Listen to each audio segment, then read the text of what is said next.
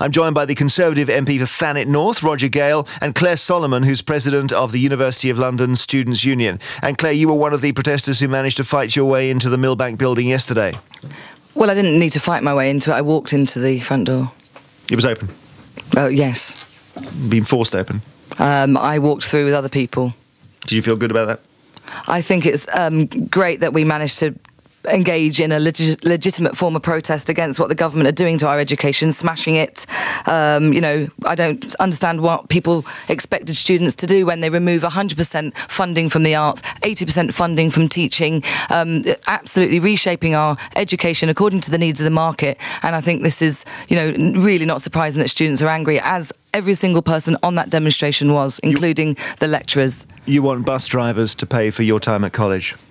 I want bus drivers to also have the right to protest, and I fully support bus drivers, firefighters, post workers. I think it's the rich in society that should be paying for our education system. I think it's not a hard argument to win that an educated society is a better one. But you don't want to pay you don't want to pay for your own education. I think no, because the whole point about education is that the whole society benefits from it. We have lower infant mortality rates.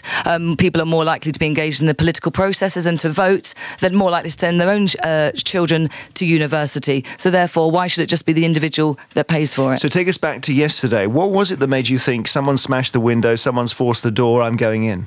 No, I went in before the window was smashed. That was much later in the afternoon, after there'd already been provocation from both people up on the balcony, from working within the headquarters, and from the police. What did you do inside the building? I went in there with a number of my students and filmed and protested in what, like I said, what is a legitimate form of protest. Did you wear a mask? Oh, no. Did you have words with those people who were hitting the police, smashing the windows and wearing masks? I didn't see anybody hitting the police. I saw police hitting students, though. Did you have any words with the students who were behaving violently? I didn't see any students behaving violently. OK. Roger Gale, what do you think of yesterday? I am completely taken aback. I had expected to hear an intelligent young lady condemning, as the President of the National Union of Students has done and as the Prime Minister has done, what I'm sure most people recognise as being a small, unruly element within a very large, by and large, perfectly reasonable protest.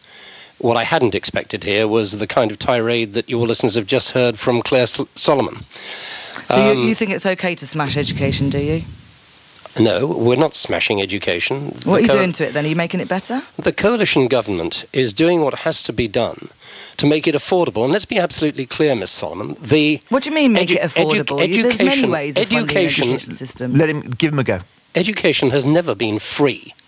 Education is paid for out of the taxes of ordinary working people. The kind of people that I represent, who are on way below the national average wage, and who don't see why they should pay so that other people can enjoy a fairly privileged education. Now, that is not to say that people shouldn't have that education. My 3 children went to university, and they are paying off their university debts.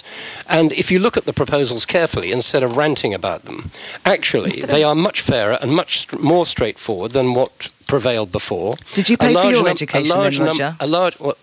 One, I worked my way through college, and 2, I didn't go to university. But yes, I did, actually. I worked. I've worked for many years, and so most students these days do also. Many students also have to work because of the fees that have been introduced. Let's get down to the fact, because I'm afraid you're on the wrong foot. Nobody is going to pay unless and until their income makes it affordable for them to pay. And those who have been talked about, who continually throughout their working lives will have very low incomes, will find after a period of time their debts written off completely Under a progressive taxation system, those on low incomes would not be funding the education system. It would be those people that are on millions or billions of pounds that find clever loopholes to be able to offshore their taxes into goodness knows what island. I mean, do you agree with Vodafone recently being allowed off their £6 billion pound tax debt? We're ranging a bit far here. I don't think so. Claire, sorry, we can't do the whole isolation. No, just a minute. We can't do the whole problem. Well, he was talking about being able to fund the education system, and this is the answer. So you want to pay for it with Vodafone's profits, do you? Well, I think that the rich in society should pay much more tax. Okay. At the moment, you've just decreased corporation tax. You've just allowed 55% salary increases for the rich bosses. I just think this is you are not doing the people that you claim to represent represent any favours whatsoever. There is an intelligent argument to be made. Are you saying I'm not very intelligent then? Is that what you're saying? I'm saying you're not Maybe making your education system isn't very good then. I'm saying you're not making an intelligent argument. What you're seeking to do is justify the unjustifiable. What happened yesterday... I am not justifying any individual acts of violence against any people. I certainly do not agree with this. Don't you, Claire, when you went into Conservative HQ, and I'm assuming you didn't have an appointment, you were effectively condoning the violence of those people who'd forced it open, weren't you? I don't think that is violence. Oh, you were, aren't you? If someone smashes the front open and you walk in, you're condoning it. First of all, it wasn't smashed. It got smashed much later, as I said, after being goaded by people up on the balconies and by the police. And I have video evidence of this, and so did the BBC. They've just chosen not to show that. They have chosen to show one element of it. They've not showed the fact that majority of those students, those 5,000 to 10,000 students that were in that area who were dancing, singing, giving each other sandwiches and water. They've chosen to focus on a few elements of it, just to try to, to inflame the whole situation and Roger, undermine the argument that students are very angry about the cuts to education. I don't know. You were a bit subversive in your younger days, Roger. You were a DJ on the pirate radio station Radio Caroline. It's illegal, isn't it? So no. You see, I'm sorry. Illegal at the time? No, it wasn't. No, it wasn't. It was completely legal. It was in the finest spirit of free enterprise. We were outside the 3 mile limit. Yes. Well, if you study your history, you'll find that there was a thing called the Marine Offences Act. Okay. And I hate to raise this, but after the whole expenses scandal, Roger, you said it's absolutely ludicrous that somebody living an hour's train ride from London will not be allowed to have a base in London. Now, that suggests a degree of support for the notion of public subsidies, which hasn't been evident in this conversation so far. No, what I'm saying is that, hang on, this is ranging very wide. If you want me to talk about this, I will. It's fairly straightforward. If you want members of Parliament to come into the House of Commons, if you want the people that will be good at doing the job, the people who bring experience, the people who take, in most cases, and certainly in mine, a huge cut in income to become a member of Parliament, if you want them to go on doing that, then I'm afraid you're actually going to have to make it possible. So you're saying that you're very good at your job and you've taken a cut in your salaries. Have you had massive expenses since you've been in office? No. No, I was just asking about saying that you should have a subsidy for a second home because you're an hour's trade ride from London, Roger. No, and all Claire's doing here is asking for a subsidy for her education. No, I'm sorry, you're talking about two things. I think you're being slightly mischievous. What we're talking about is, one, the expenses incurred in doing a job that anybody doing a job can and should reasonably be expected to be able to claim against. So all those cleaners that are on £5 an hour that have to live 3 hours away from their jobs, that they come and clean our offices for these rubbish wages, do you think they should have a second home in central London? We have to have two bases if we represent a part of the country that is not on the doorstep of London.